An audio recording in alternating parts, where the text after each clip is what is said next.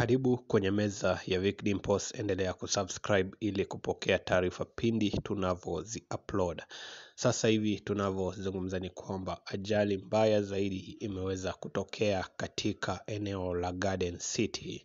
Garden City ni eneo liliopo katika barabara kuu ya Thika, na unapata kwamba ajali imeweza kuhusisha magari matatu, trailer, lori pamoja na gari ya kibinafsi.